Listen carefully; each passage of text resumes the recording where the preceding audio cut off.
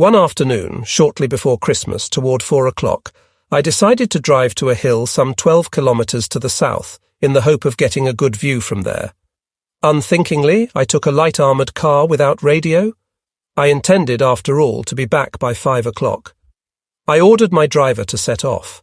I could detect nothing unusual, and was setting off on the return journey, when I discovered, right between me and my battalion, a fairly large British patrol, which seemed to be settling there for the night. Fortunately, I was not spotted, and at once withdrew a little to the south and then to the west. The terrain was difficult, and I needed time to distance myself from the British. Meanwhile, it was getting dark, and there was no chance of reaching my battalion. So there I was, with no radio, but at least with my compass. By the last light of day, I saw a wadi, in which I decided to hide for the night. As I came to the edge of it, I found a Bedouin family there with their camels and several tents. With a white cloth, I drove toward the Bedouins, who now all ran together, and made myself known as a German. In a gibberish of Italian and Arabic, I outlined my situation and asked for hospitality for the night. "Come, German, you are our guest. Nothing will happen to you, and tomorrow you will be guided back to your people safe and sound. We too are moving off tomorrow to the south, until you and the British have gone away." As always, the women stayed in the tents and risked only surreptitious glances at the strangers. The family elder led us to the fireplace, and we squatted round it. A low fire was maintained with camel's thornwood, and over it hung 3 kettles from iron forks. The Arab tea ceremony then began. In one kettle, sugared water was boiled, in another boiling water was poured over the tea leaves, and in the third kettle, the tea and the sugared water were mixed. The procedure was repeated continuously until, in the end, a strong, almost viscous tea was transferred to a pot. Little porcelain bowls in brass beakers were handed around, and the most astonishing part of the ceremony then took place. The family elder took the porcelain bowls in turn, held the spout of the teapot close over them, and as he poured, lifted the pot straight up, so that in the end the stream of tea was flowing into the bowl from a height of over 3 feet, without spilling a single drop. I was told later that in this way the tea became mixed with air, bringing out its full aroma. It was said to be the pride of the Bedouins to be able to pour tea accurately into the little cups from the back of a camel. So there we sat together, the Bedouin family, my driver and I. Meanwhile, night had fallen and the whole sky was covered in stars. Among them, one could recognize the Southern Cross. We were enveloped in an uncanny, beneficent peace. Without saying much, the men in their burnouses sat round the glimmering fire, which turned their faces a ruddy brown. I suddenly had the feeling that we might have been sitting there thousands of years before, or thousands of years hence, so timeless did it seem to us. For a few hours we wrapped ourselves in our coats. The night was cold. Shortly before dawn, the Bedouins struck their tents. The family elder came to say goodbye. "German, we are moving on now to the next waterhole. You must now travel on this camel track here for 3 hours, camel hours. Then you will find another track that branches off to the right. You travel on that for 5 hours till you come to a hill. From there you will see your friends. The British will not see you. We wish you the blessing of Allah, that you may return safe and sound to your country." A handshake, and he moved off with his camels into the desert. I have never understood how the man knew our position, and that of the British so accurately. I converted the camel hours into scout car hours, took compass bearings, drove cautiously along the indicated tracks, and came right on my battalion. There, great agitation had reigned. Shortly before dark, patrols had been sent out, which had found their way back to the battalion only by means of light signals, without finding me. Finally, the Royal Dragoons and the 11th Hussars were asked if they had taken me prisoner. "Sorry, unfortunately, no. We would have liked to greet your commander here." Christmas 1942 arrived, but we had no time to celebrate. In any case, how? Deep in the desert, without a tree or a bush, and in the heat of day, our thoughts turned to home, where our families were having to endure air raids and food rationing. On the 31st of December, New Year's Eve, Rommel came to see me unexpectedly in his Fiesler stalk. He briefed me on the situation and his plans. Luck, some time or other, Tommy is going to launch another attack and outflank the Burat position in the south. I need the remains of the panzer divisions in the north. The reconnaissance group will be reconstituted. In the next few days, Linau and Voss will join you, and you will get back the Fiesler stalk, which will help you to reconnoitre. I am very concerned, Rommel went on, that the Americans, with their vast potential in weapons, might make a thrust from the Atlas Mountains and cut us off at Gabes from the 10th Army in northern Tunisia. Marshal Bastico shares my view that we cannot allow the Afrika Army to be destroyed at Burat. I have suggested transferring the remains of the 21st Panzer Division to southern Tunisia, to rest them there and to ward off a possible American attack. Rommel then repeated what he had outlined to me some weeks earlier. I still think that in view of the disastrous supply situation and the state of our men, who are certainly experienced but far from fresh, we can no longer turn this war around, let alone win it. So I should like to get as many men and as much material as possible to Tunisia. There the opportunities for defence are better and, this is my main concern, as many men as possible can be saved by the short route to Sicily. Now to you, Rommel continued. With the reconnaissance group, you will secure for me the whole area south of Homs and Tripoli. The British must on no account take us in the rear.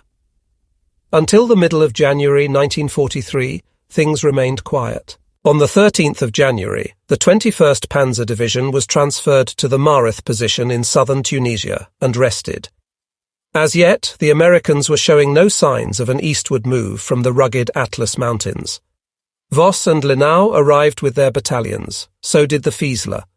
We kept watch in a broad fan to the south. Contacts were resumed with our friends on the other side. Very much to my surprise, my battalion was transferred to the area southwest of Tripoli for a few days, to be restored to strength. Major Voss took command of the rest of the reconnaissance group. The quiet spell in a palm grove did us good. Replacements of men, ammunition and fuel arrived. I used the opportunity for a brief visit to Tripoli. In the bar of the Uaden Hotel, the Italian barman served me a cocktail. I shall probably have to serve the next one to Montgomery, he said. The Italians took things more lightly. On the 13th of January, I was back with the reconnaissance group. On the 14th, with massive artillery and air support, the British moved against the Buerat position. They then made a strong thrust south of the Buerat position toward Tarhuna Homs, hence practically against Tripoli already. My reconnaissance group, along with elements of the 164th Division and the paratroops, were at once sent in to counter this move. Despite considerable losses in tanks, the thrust was continued fairly successfully toward Garion and Azizia. With that, the British were already southwest of Tripoli. Thanks to the long-range desert group, a complete tank division had found a route over a rugged mountain terrace. The Homs Tarhuna position was in great danger. To avoid annihilation, Rommel had it evacuated. On the 20th of January, we heard, even far to the south, the rumble of explosions in Tripoli. As I discovered later, through the superhuman efforts of the supply units, about 95% of the stores were moved to safety from Tripoli. In the direction of Tunisia, all harbour and supply installations were blown up and the food depots handed over to the Italian mayor. On the 23rd of January, the British occupied Tripoli without a fight. A few days later, as we were covering the disengagement of our units southwest of Tripoli, a patrol reported, "Gathering of high military personnel about 6 to 8 kilometres to the northeast, believe Monty identified. Strong protection with tanks and scout cars." I went there at once and scanned the scene with binoculars. It really did seem to be Montgomery, and much more sensationally, Churchill appeared to be with him, wearing a safari helmet. It was too far to open fire with our weapons. 88mm guns and artillery were not available. I, at once, sent a radio message to Gauss. Churchill and Monty believed located at great distance, no action possible. Actually, I thought about what Rommel said about Churchill and held my fire. Later, I heard that it could well have been Churchill, who on his way to Casablanca had stopped off to see Monty and his troops. However that may be, we never saw Hitler in this theatre of war, or even senior officers of the High Command of the Wehrmacht, the OKW. In January, Lieutenant Colonel Sterling of the Long Range Desert Group was finally captured. "Nice to meet you," was his first remark. "I shall be glad to spend a few days with you and perhaps meet your famous Marshal Rommel." He was taken to HQ under heavy guard. A day or two later, he promptly escaped. After a mistaken deal with Bedouins, however, he was handed back to us. The British paused to organise their supplies. By an immense effort, continually harassed by the Royal Air Force, we were able to bring all our units over the Libyan-Tunisian border to the Mareth position. With the reaching of Tunisia, the reconnaissance group was again dissolved. I also had to relinquish the Fieseler again, unfortunately. I received orders to stop, or at least report, any approach by British units south of Mareth. I was to pay particular attention to the track that led north from the desert fort of Foum Tatawin. That was where the French column was expected, which, in an unprecedented feat, was supposed to strike from Chad through the Sahara, against our southern flank. It failed to reach Tunisia in time. I sent a liaison officer to Rommel's HQ to learn something about the situation and about intentions for the future in our struggle in Tunisia. On his return, he told me that Rommel seemed to be planning an attack through the American-held passes in the Atlas Mountains in order to score a hit against the completely untried Americans and thrust north in their rear.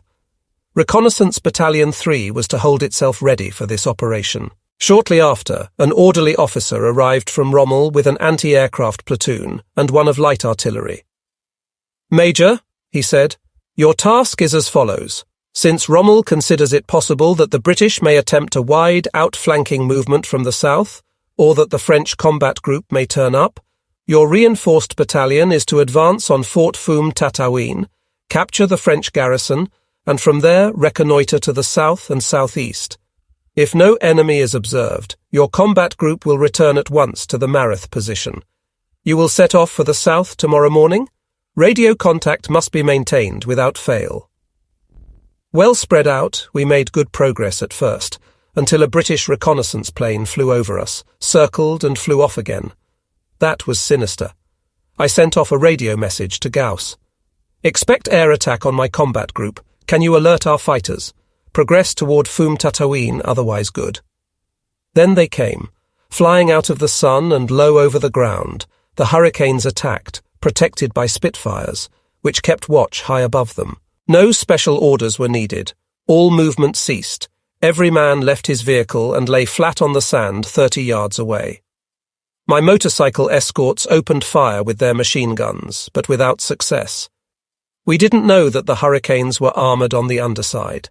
Their target was the flak platoon, anti-aircraft platoon, which was eliminated before it could fire a shot. On their second run-up, the artillery platoon was hit and its vehicles badly damaged. As fast as they had come, the fighters turned away again. Everything had lasted only a few minutes. The Hurricanes must have seen my armoured reconnaissance vehicles. I figured we were in for a second attack. Again, I sent off a radio message. "Have been attacked by Hurricanes, flak and artillery platoons largely out of action. Anticipate fresh attack. Send Messerschmitts." The British bases must have been close behind the front. After barely an hour, they were back again. This time it was the turn of our armoured vehicles. With dismay, I saw only a few yards away how the Hurricanes fired rockets, which went straight through our armour. That was new to us. The only one to remain in his vehicle was my radio operator, who was sending off my messages. Next to the vehicle stood my intelligence officer, who passed on to the operator what I shouted across to him. Then a machine, I thought I recognised the Canadian emblem, approached for a low-flying attack on the armoured radio station. At 20 yards, I could clearly see the pilot's face under his flight helmet, but instead of shooting, he signalled with his hand for the radio officer to clear off, and pulled his machine up into a great curve. "Get the operator out of the vehicle," I shouted, "and take cover, the pair of you." The machine had turned, and now came at us out of the sun for the second time. This time he fired his rockets and hit the radio car, fortunately, without doing too much damage. This attitude of the pilot, whether he was Canadian or British, became for me the example of fairness in this merciless war. I shall never forget the pilot's face or the gesture of his hand. Except for 2 vehicles, which we had to abandon, All were in running order, though we had to take several in tow with our tracked motorcycles.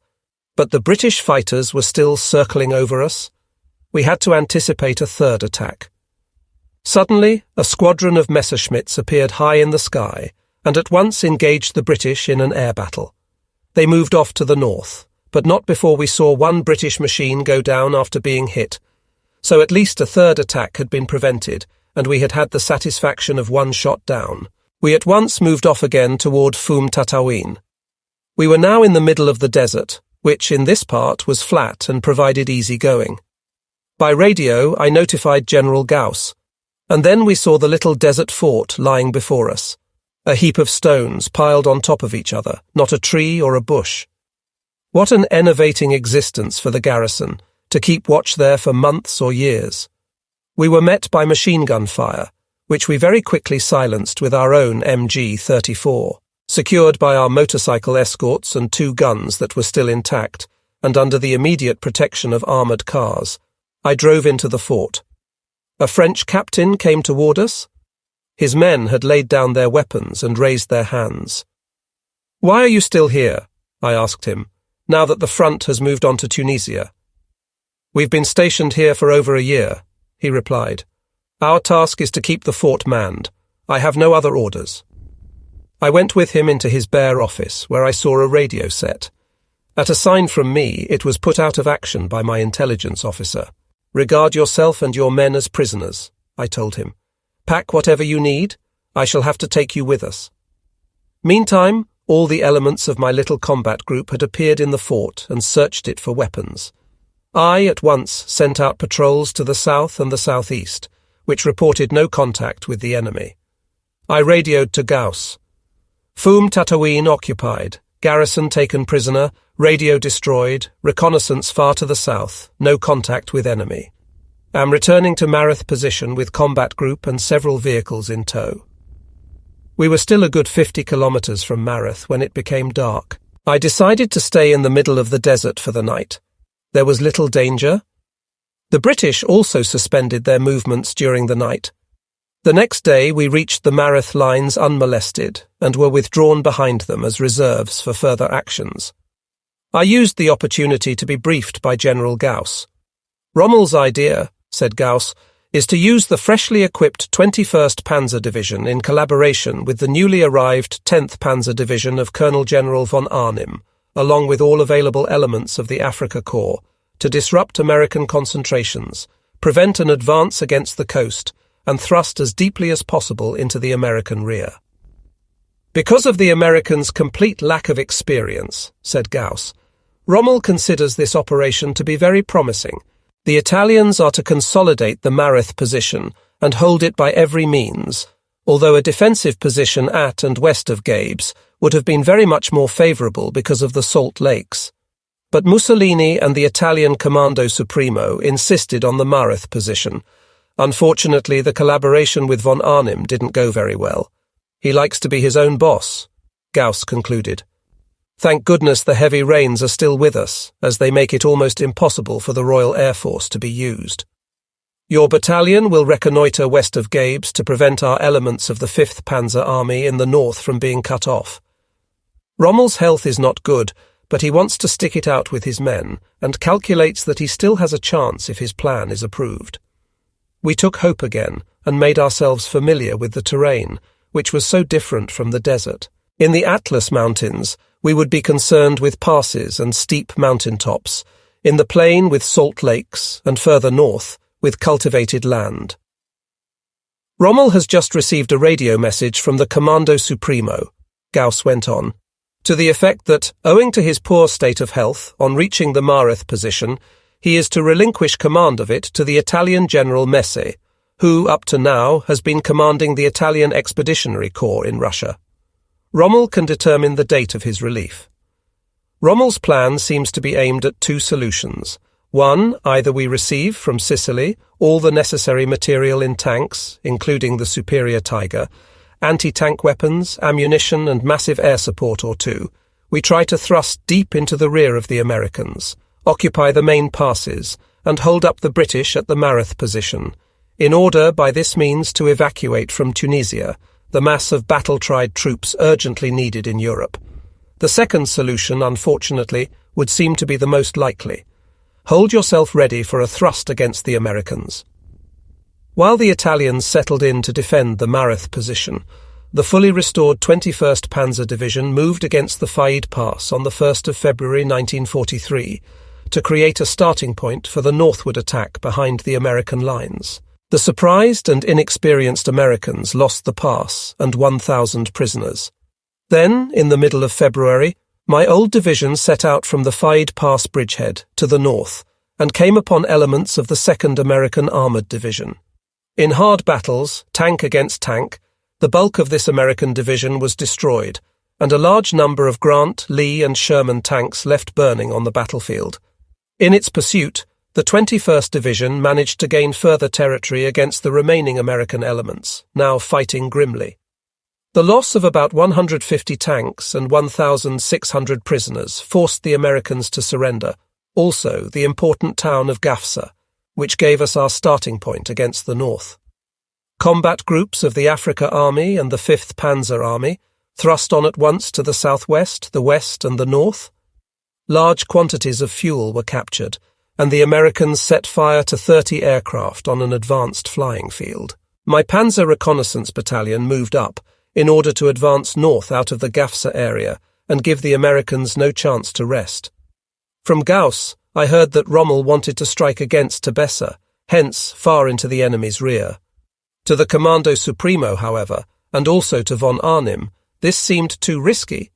They couldn't and wouldn't follow Rommel's plans, so orders were given merely to thrust against El Kef, far too close behind the Anglo-American front. During the night of 18-19 February, I was given the task of taking the Kasserine Pass in a surprise coup and of holding it open for the following units. With the motorcycle escorts in front, I moved off before dawn in the hope of catching the Americans unawares. They were on the alert, however, and straddled us with heavy artillery fire, which was directed by observers stationed on the heights on either side of the way through the pass. I couldn't get through. Neither could a rifle regiment that was sent in against the pass. All the same, we took a few prisoners who belonged to the 34th U.S. Division. We were surprised by the first-class equipment of the men, and most of all by the daily ration that everyone had on him. It was not just the bar of chocolate, the chewing gum, butter and cigarettes, which for us were unaccustomed treats. We were fascinated by the printed slip that was enclosed with each package. On it was written, "You are the best paid and best equipped soldier in the world. We have given you the best weapons in the world. Whether you are also the best fighter is now for you to prove." As we very soon discovered, the Americans had first-class tanks and anti-tank guns. Behind the front, large supply dumps could quickly replace any deficiency. The fact that they had no combat experience and were at a disadvantage against our desert foxes could not be held against them. In one respect, they seemed to have the edge over their British allies. They were extraordinarily flexible. They adapted immediately to a changed situation and fought with great doggedness. I will never forget the sight of a few Tiger Panzers with their superior 88mm tank gun knocking out one Sherman after the other as they tried to advance through a pass to the east and couldn't understand that they were hopelessly inferior to the Tigers.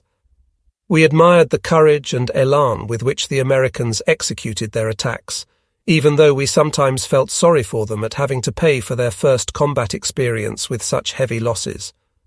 We discovered later in Italy, and I personally in the battles in France in 1944, how quickly the Americans were able to evaluate their experience, and through flexible and unconventional conduct of a battle, convert it into results. Our thrust to the north, begun so hopefully, came to a standstill, owing to the false start against El Kef on the one hand, and on the other to inadequate supplies. In addition, after heavy downpours of rain, we made progress only with difficulty, and in the mountain valleys we were straddled time and again by enemy artillery. We had to withdraw to the Kasserine Pass, while in the north the 5th Panzer Army started a relief attack, which failed to penetrate the Anglo-American resistance. At the end of February, Rommel became Commander-in-Chief of Army Group Africa, with the residual armies under General Messe in the south and under Colonel General von Arnim in the north. The front was terribly long and could be manned at only a few points. The material, especially that of the Americans, was overwhelming. Rommel would now have liked to give up the south of Tunisia, and with the remains of the army group form a strong bridgehead around the city of Tunis, with the Cape Bon Peninsula, in order to start evacuating from there, at least a part of the battle-tried Afrika army. The plan was rejected. At the beginning of March, I heard from Gauss that Rommel intended flying to Führer HQ in order to save what there was to save. As I happened to be in reserve, my battalion had hardly any armoured cars or ammunition left. I went to Rommel's command post, which was not far away. "May I speak to Rommel and say goodbye to him?" I asked Gauss. "Of course he will be glad to see the commander of his favourite battalion." Rommel sat in his mammoth, as always, with his campaign maps before him. I hadn't seen him for some weeks, and was shocked at how unwell he looked. He was visibly weak, suffering from tropical disease, and completely worn out. Still, he had that unique sparkle in his eyes. "Field Marshal, I have heard that you intend flying to HQ. From the state of things here, I don't think you will be coming back. As commander of the battalion, which was once the first to land in North Africa, and has been allowed to fight every battle with you, may I, in the name of each individual member of my battalion, say goodbye to you, till we meet again, sometime, somewhere. We'll hold out here for as long as we can, always after the example you have given us." Rommel stood up. He had tears in his eyes.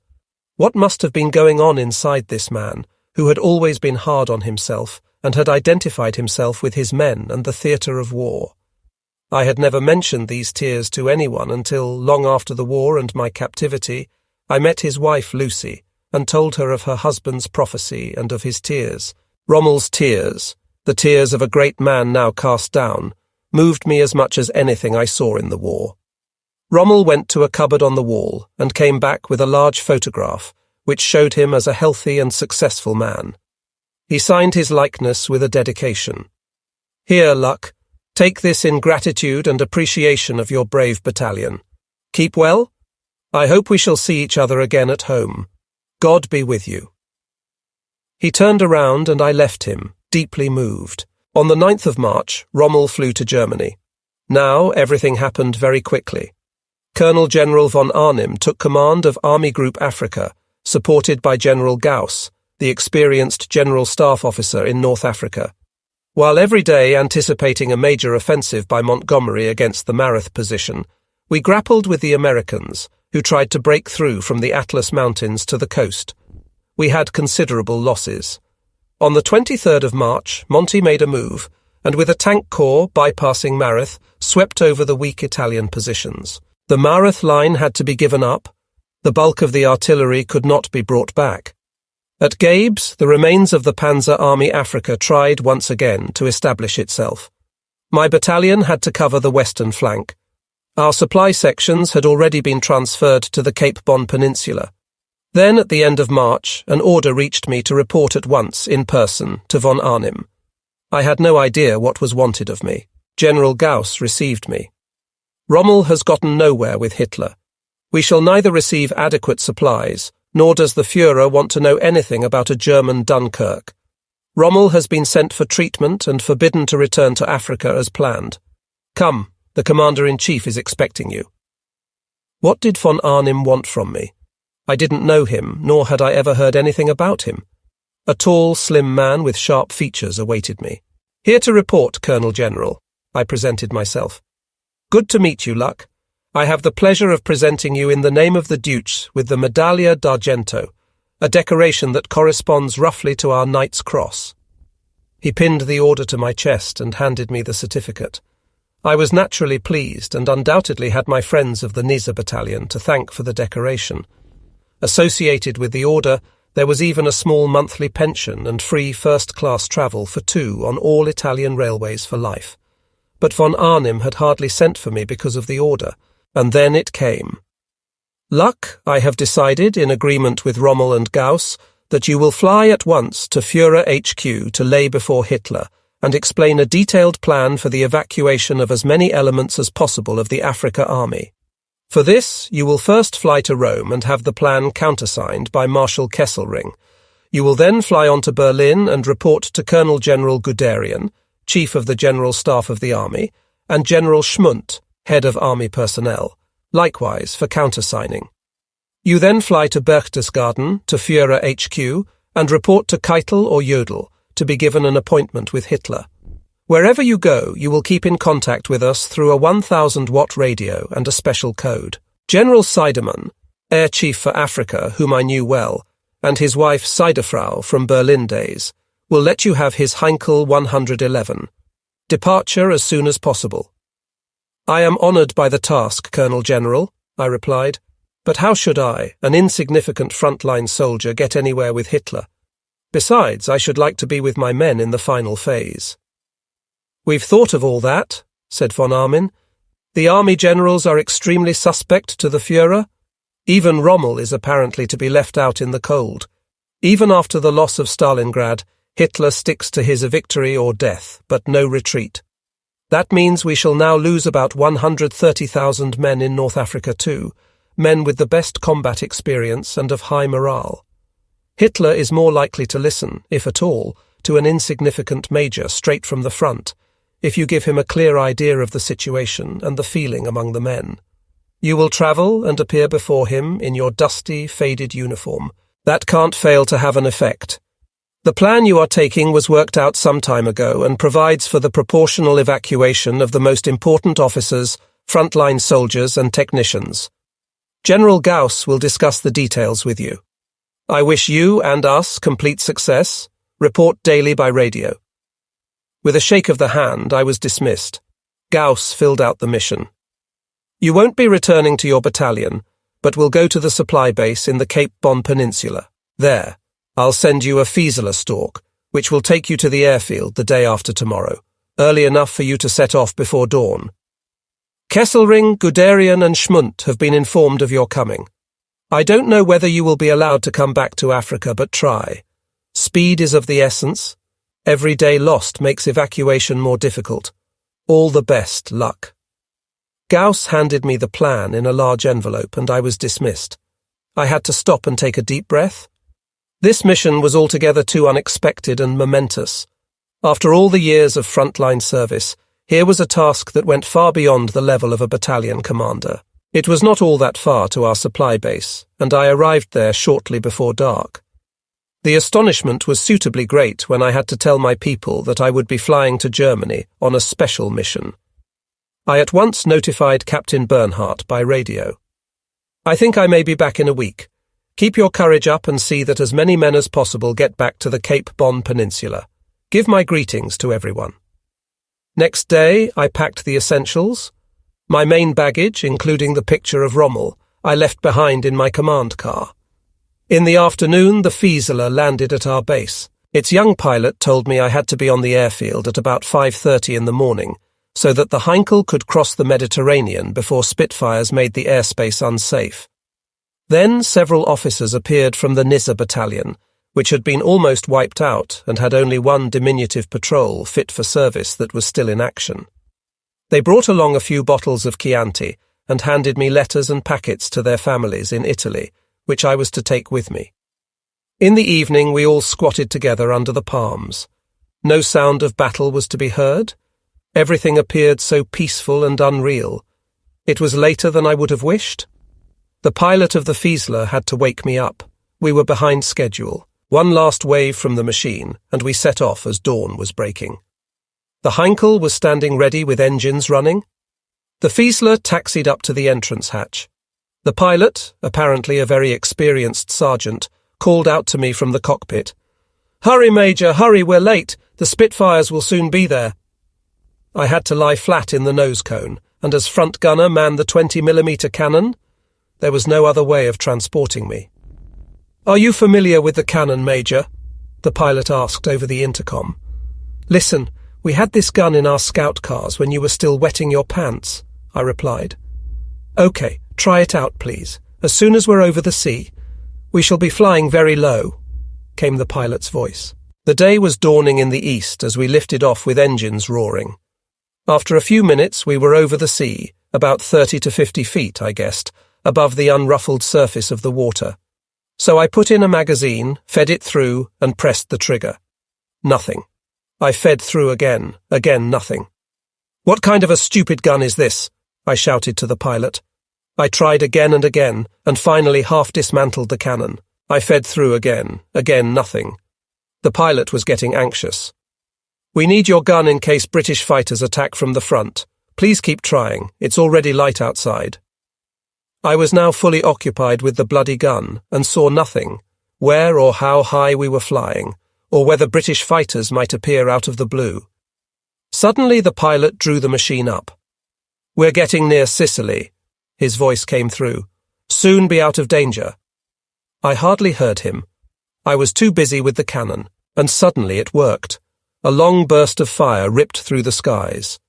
"Hooray!" I cried. "It's working!" "Stop! Stop!"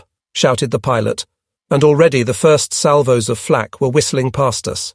The Italian air defences took us for a Heinkel captured by the British. Luckily their aim was not very good. My pilot fired recognition flares, the Italians stopped firing, and we were able to land. "Thanks for the flight," I called to the sergeant. "Next time, I'll bring my own 2-centimetre cannon." That same day, I flew to Rome on a shuttle plane, was allotted a room in the famous Hotel Excelsior on the Via Veneto by the German liaison officer, and given an appointment with Kesselring for the following morning. Rome seemed almost undisturbed. There was no blackout, as in Germany, there were hardly any military vehicles to be seen, and the famous Via Veneto was pulsating with life as in times of peace.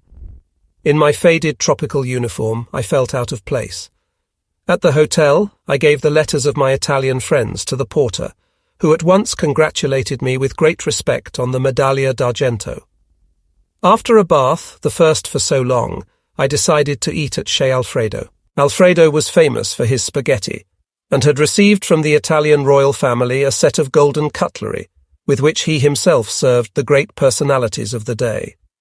The walls of his little restaurant on the Piazza Colonna were covered with the photographs and dedications of famous politicians, actors, and writers.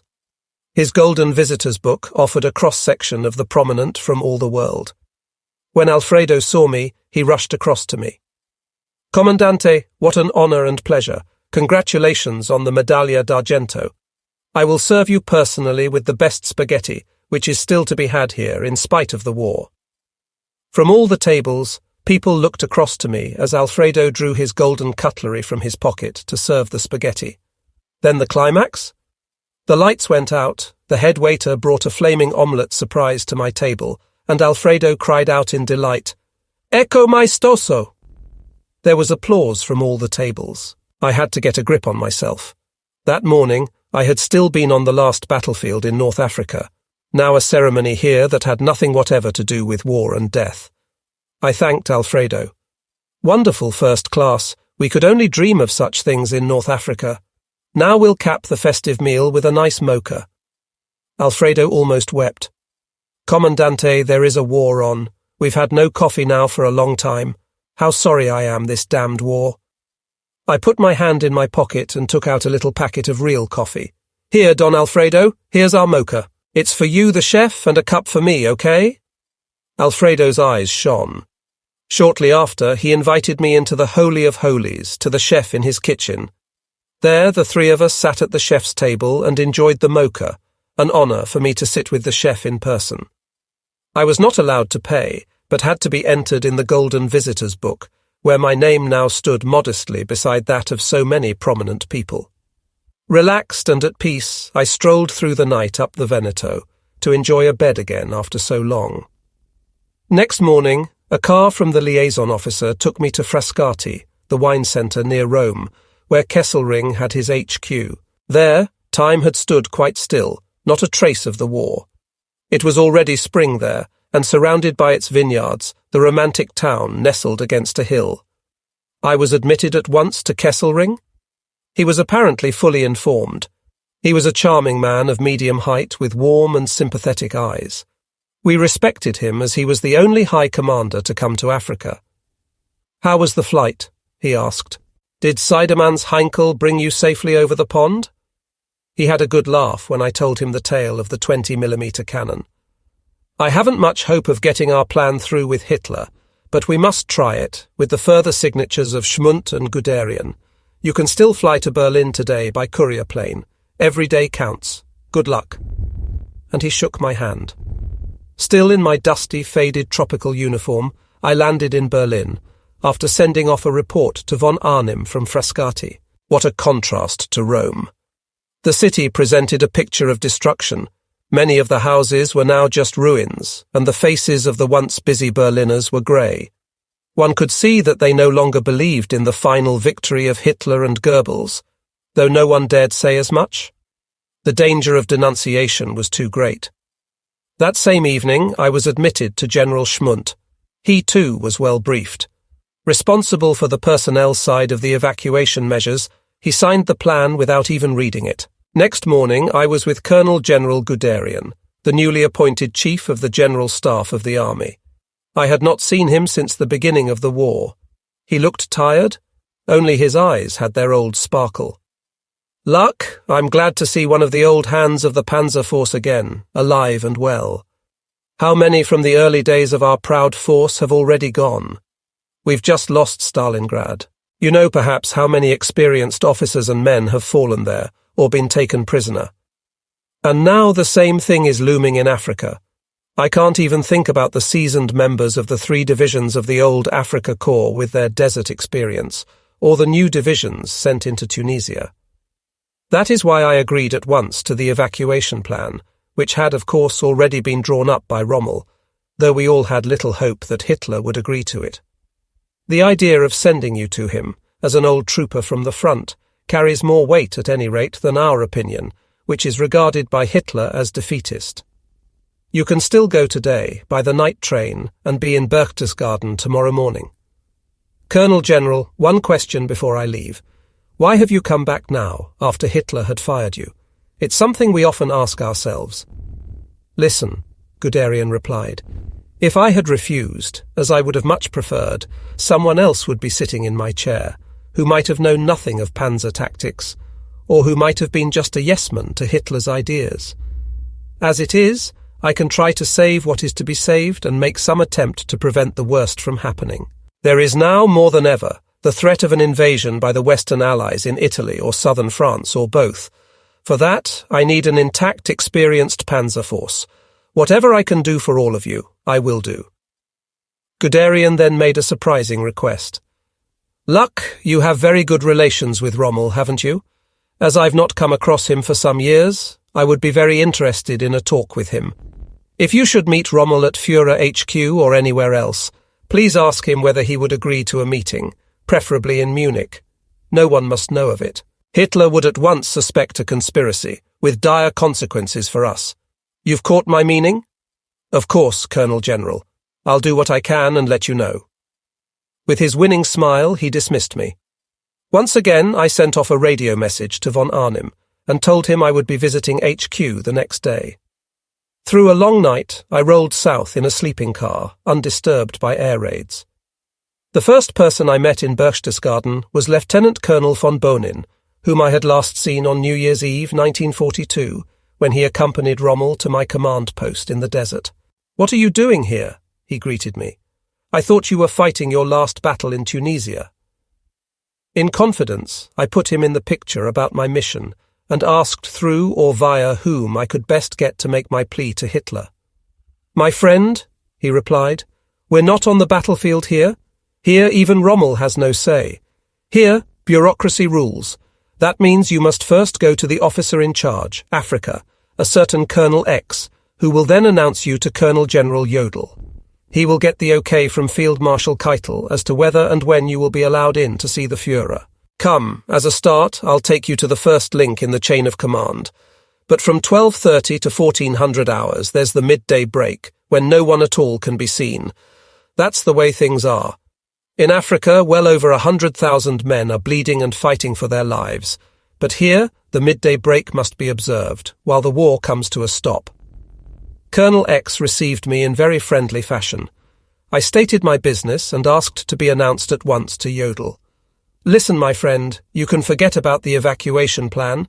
The North African theatre of war has already been virtually written off. We are still trying, of course, to send over as much material as possible to continue the struggle, but we have no great hopes.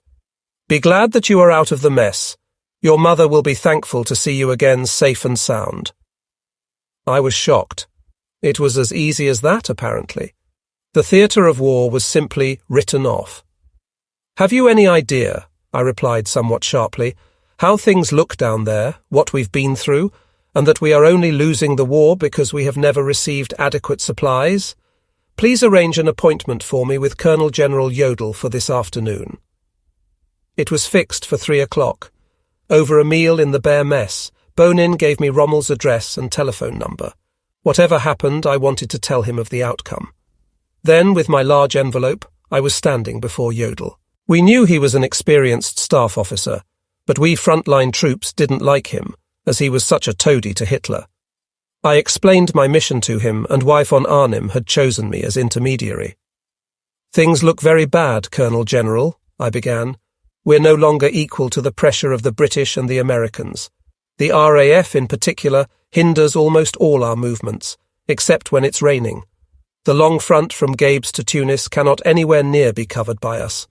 To prevent a disaster, as many men as possible should be evacuated at once, to be available on fronts where the Western Allies evacuated at once, to be available on fronts where the Western Allies are sure to land. For this purpose, I have an evacuation plan to deliver which has been carefully worked out by Rommel and von Arnim and countersigned by Kesselring, Guderian and Schmundt.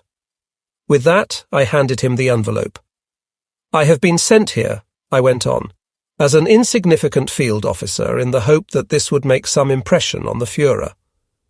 Jodl looked at me for a long time without opening the envelope. Listen, Luck, he finally said. There is absolutely no question of evacuating elements of the Afrika Army, or of considering a German Dunkirk, as you call it. The Führer is not ready to think of retreat. We won't even let you see him personally. He would have a fit of rage and throw you out. Besides, we're glad to have the Führer on the political tack for a few days, as he is just having a state visit by Antonescu of Romania. Without pausing, Jodl took my arm and led me to a huge campaign map that covered one whole wall. Here, you can see the front in Russia, when we were about to lose Stalingrad. What do you think about Stalingrad? Colonel General, we have so much trouble with our own theatre of war that we have no time to concern ourselves with Stalingrad. We merely ask ourselves whether it is necessary to abandon 200,000 battle-tried men to their fate. The word Stalingrad is, for us, a provocation, as we fear a similar fate, unless an attempt is made to save what is left to save. Jodl was silent. After a short pause, he gave me his hand. I can understand you all, but your mission is of no avail. Inform von Arnim to that effect. When I left Jodl, I saw in his eyes a helpless sympathy for the Afrika Army. Deeply disappointed, I went to the radio office and sent off my message to von Arnim. Not admitted to Führer, plan rejected by Jodl, flying back to Rome and from there to Tunisia. I reported my departure to Colonel X and met Bonin once more. Please tell Rommel about the failure of my mission. I will try to fly back to Africa. If that proves impossible, I'll get in touch with Rommel, I told him. There was nothing more to keep me in Germany. I wanted to be with my men. In Rome, I was told by the German liaison officer that strict orders were in force to allow no further personnel to fly to Africa. Only supplies were to be flown to Tunis within the bounds of what was still possible. I didn't give up hope, however, of being able to get across. I stayed for the time being in Rome and was at the liaison office every day. The daily news from the front was alarming. The Mareth position had been lost, but the remains of the Afrika Army were still holding out at Gabes and the 5th Panzer Army west and southwest of Tunis. The Americans failed to push into the huge gap between the two armies, and thus separate them from each other. In the first half of April, it would still have been possible to move a large part of the troops to Sicily via the Cape Bon Peninsula and from north of Tunis. Earmarked for this were all the Junkers 52S, Anti-Jus, that were flying in supplies and flying out empty torpedo boats and the famous Siebel ferries, large flat ferries that were driven by old aircraft engines. But apart from the wounded, no one was allowed to leave Tunisia.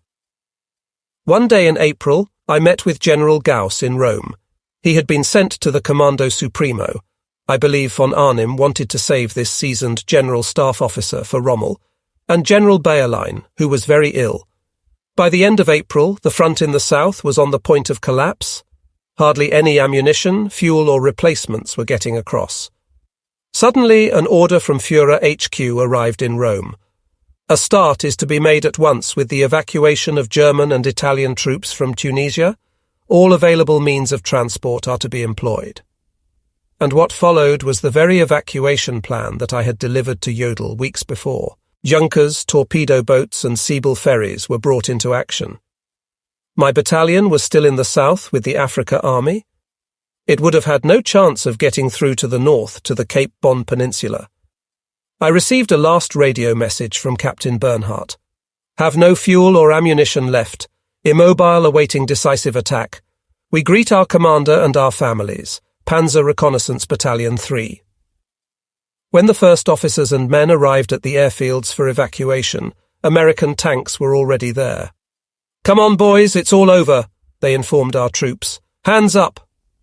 At HQ they had hesitated for over 2 weeks, only to attempt a German Dunkirk after all. Thousands could have been saved if Jodl had authorized our plan at once. On the 6th of May, after an all-out offensive by the Allies, the German-Italian remains of the proud Afrika Army surrendered. More than 130,000 German soldiers went into captivity. To be taken prisoner has been regarded, from time immemorial, as a national or personal disgrace. Although humane treatment could have been expected from the British and Americans, many tried to avoid capture. A few succeeded in adventurous ways. Some members of the paratroop division got to Sicily by tying themselves to the undercarriage of the few, overfilled Ju-52s. Lieutenant von Mutius, from my battalion, turned up in Rome. Since we had no reconnaissance vehicles or ammunition, he reported, I was with our supply section in the Cape Bon Peninsula. When everything was coming to an end, I happened to discover a Siebel ferry in a bay, intact and well camouflaged. Technicians established that the ferry was ready to start. I asked the men, wandering around aimlessly in the area, who would like to come to Sicily with me. Nearly 100 came forward, with whom I set off before dawn. Sailing only by my compass, we reached a port in Sicily without interference. There we were not allowed to land because we had no ship's papers. All right then, I shouted to the Italians, we'll put to sea again. We came ashore in an unguarded bay. Here we are to rejoin our units. Lieutenant von Wechmar, from my battalion, who after the war was a correspondent with the UP agency in Germany and is today our ambassador in London years later, gave an account of his fate. During the final days I was in action in the north. After the surrender, I cleared off with another officer and found an American jeep, in which we tried to get through to Morocco. We had gotten no further than Algeria, when we were discovered by the armies and taken prisoner as we were trying to organize some fuel. Like almost all German prisoners, we were shipped to the USA, where I ended up in a POW camp in Trinidad, Colorado, and was well treated. Although at the time I much regretted falling into captivity, in retrospect, it may have saved my life. Winfried von St. Paul, the nephew of a good friend of mine, was transferred to my battalion at the end of 1942, at my request, and saw action with the successful Molinari patrol. Long after the war, I met him again in Hamburg. He told me of the last days of my battalion. Once, when we were still operating in the south of Tunisia, our patrol just managed to escape the British, though they did capture our little workshop vehicle. Next day, the vehicle turned up again. The crew reported that the British commander had said, "We really can't leave you in the desert without spare parts or water. Here's some water. Get back to your battalion." This was more evidence of fairness in this theatre of war. When you flew to Germany, St. Paul told me, Captain Bernhardt took command. At the beginning of May 1943, we were still fighting in the southern sector. The battalion still had 90 men in action, but no scout cars and only a little fuel when, on the 9th of May, we had to surrender. The British officer, who took us prisoner, went up to Bernhardt and said, "It's an honour for us to capture you and Reconnaissance Battalion 3. Please keep your pistol. Is there anything we can do for you? Please don't make us walk to Tunis, replied Bernhardt. We're tired. At that, British trucks were organised, which took us to the prison camp, past prisoners marching on foot, including a general. From Constantine, St. Paul went on, we were taken by train to Casablanca, guarded by Americans with wooden truncheons. We aren't dogs, we called out to them, put the truncheons away.